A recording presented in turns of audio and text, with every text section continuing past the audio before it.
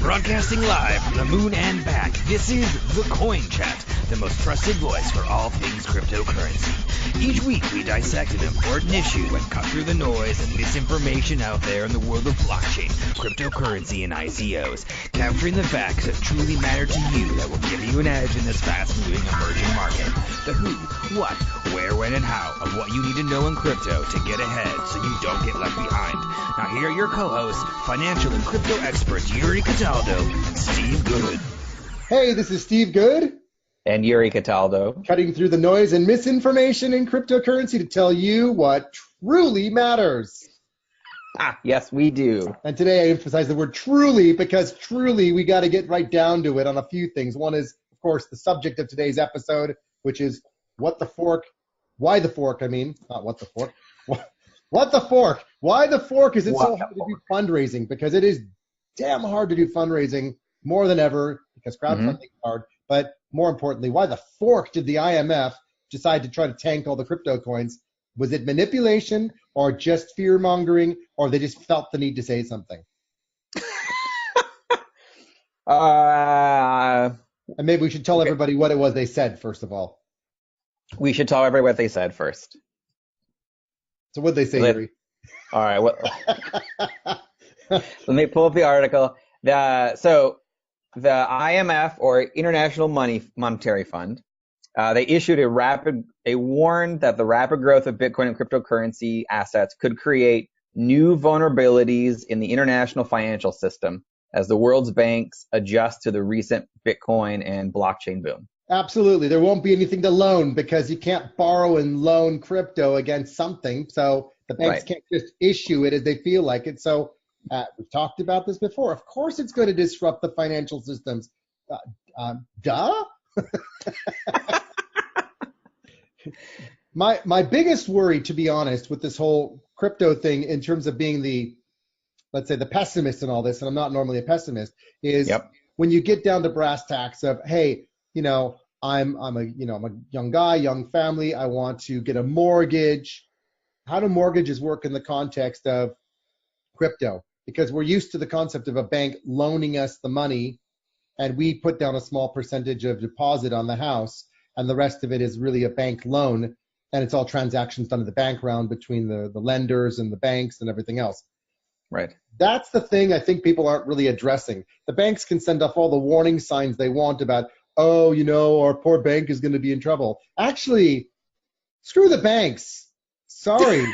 But it's the people I'm worried about. I want to make sure that we, the people, all have access to what we need. And I want to make sure the banks are actually adjusting their business processes and services in light of the fact that we're going to operate in different ways that includes crypto. Does not mean we're excluding fiat.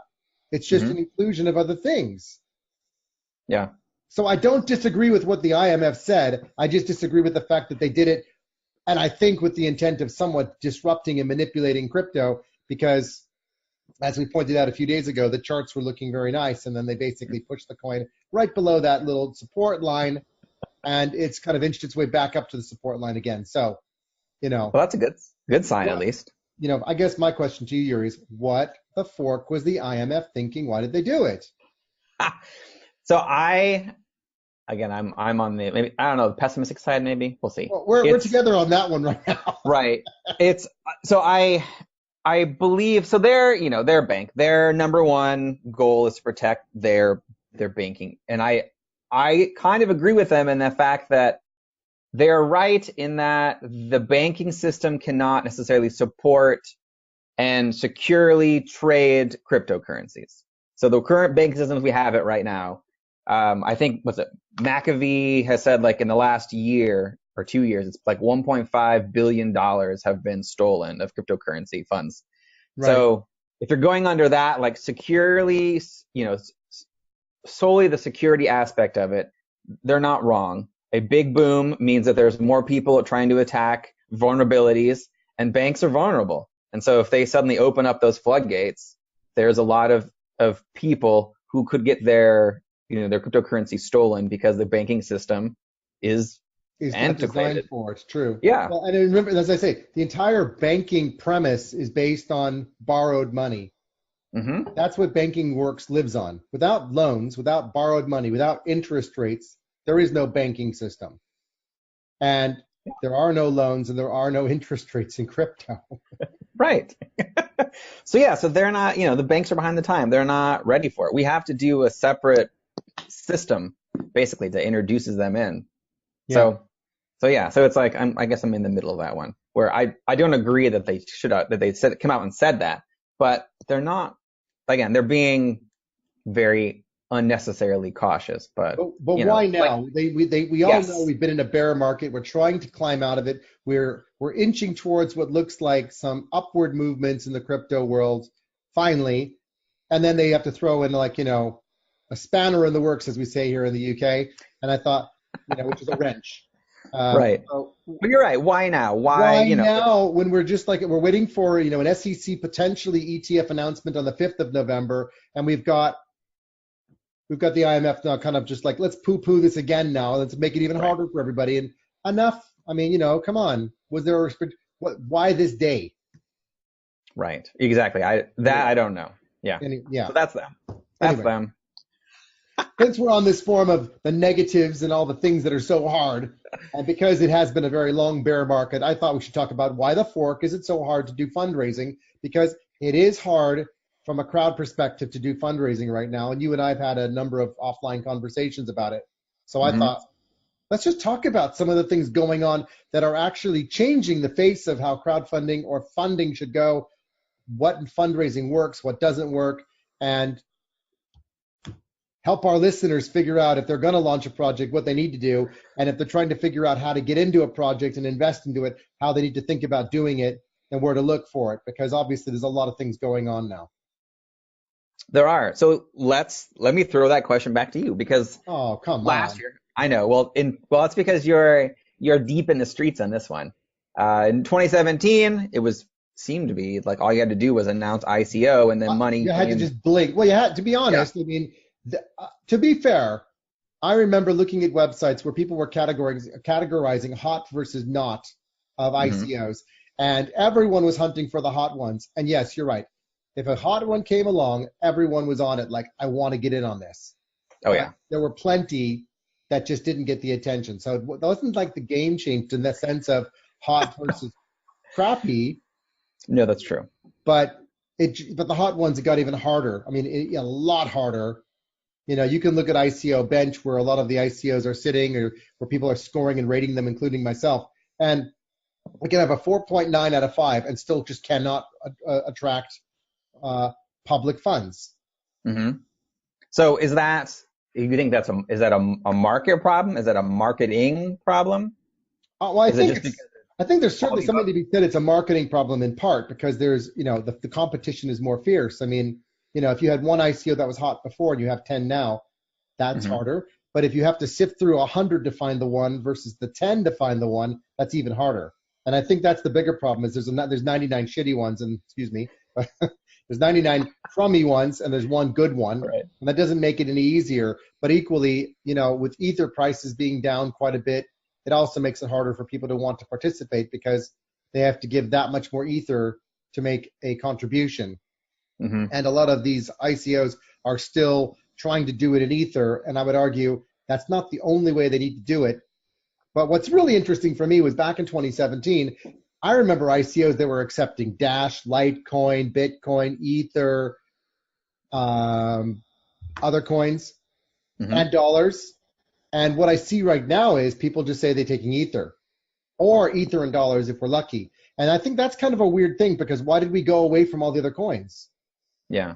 Is it they don't trust them anymore or something? They only trust Ether? I think it was just hard to manage. I think, to be honest, having that many different coins with all the different variances of exchange rate made it really hard to just keep track of it all. And the smart contract mechanisms within Ether made the whole, receiving coins easier. But receiving dollars is harder because it means you actually have to go form a company, get a bank account, and not every project has necessarily done that straight away. So, I think that's one factor, though. It's just the fact that it's harder to find the projects. Second is it's just not as much crowd participation. And third is probably people just aren't marketing very well. for the most part. I see good projects that just aren't spending money on marketing at all. Now, to be fair, on the flip side, they're spending it on the development of their products, which thank God they're doing that. But the cost of doing an ICO is probably double what it was or triple what it was last year, because now you need to do your money for marketing, for product development and product research, and for having a good development team. And those costs are higher because you actually have to build something and get it out to people and let them try it and have beta testers and have testers and get feedback and fix it and market. Wait, so you mean they actually have to try to be a real company and not just an idea anymore? Yeah, that's kind of amazing, isn't it? What a crazy idea. You actually have to do something and not just... I know. Who would come up with such a thing? I mean, seriously, why would you have to do real stuff? And to be fair, there's another cost as well, which is an interesting one. So one of the big shifts that I've seen was, I used to get all these messages on LinkedIn saying, hey, I've got this great project, help us raise money. And I would be like, who are you? Go back to our other video where we talked about the 6 steps to go from awareness to loyalty. And step 5 was invest. Step 1 was tell me who you are.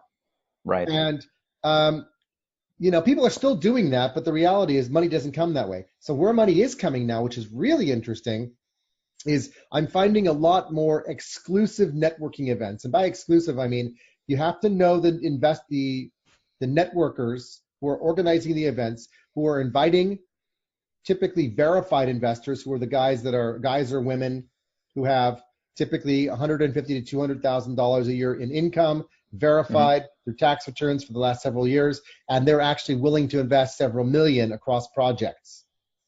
Now, then you get a very small number of ICOs that, if they get the opportunity to get to those events, have to pay to be there. But that is a great way to actually connect between investors and ICOs. What I find amazing is how many ICOs are turning it down, saying, ooh, I don't know, spending one whole Bitcoin to go to an event, and what if I don't raise anything? And you know what my response is? Are you freaking stupid? There's 30 verified investors flying in from Singapore, Russia, the US, Zurich, London, Tokyo, and you're asking whether or not you're going to raise anything. And you've been one of 6 selected, of course, with a little bit of aid from a couple of friends like myself, who can say, I can introduce you to people who will assess whether or not they want you there. And they'll present your projects to investors and say, do you want to meet them? Yes. And they'll say, well, what's the track record of that particular event or those organizers? And I'll say, well, look, here's the list of investors. I'm not giving you their names. I can tell you everything else. And people are turning it down. And I would say, why the fork are people turning this down? Yuri, what's going on here? Help me out. I don't get it. I don't get it either, because that makes perfect sense. You're in a room full of people who want you there, who have money to invest in your project, and have already looked at your project and said, I want to talk to you. When we were talking Turkey Coin, if we had known that these kind of events were going to come along, we'd probably still be pushing our Turkey Coin. In fact, we probably still could push the Turkey Coin project and talk about the fantastic, supply chain we're doing to solve the world's bird flow, not workflow. Walmart would be all over that. Yeah, great. Just what I wanted.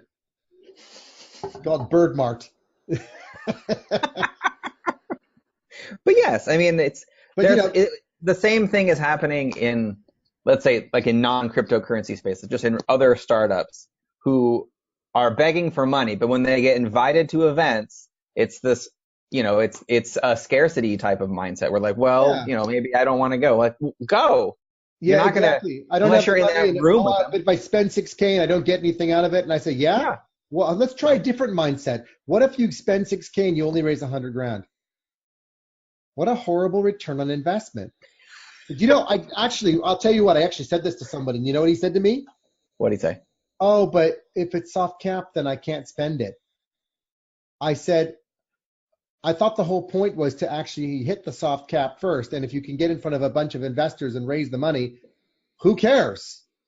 Yeah. Spend some money that you have, get in front of as many investors as you can, and raise your soft cap through private investment if that's what's necessary. Good. And sell some equity. Yeah. Come on. As you said, this is a company now. More and more people are asking in the investor world now for equity shares in the company plus coins. Good on them. Because if the coins go up, they can get their money back. If the company does well, they get their money back again. And guess what? They're going to be side by side with you, helping you make it work anyway, because they just invested in your company as true investors. That's their job. Yeah, and they believe in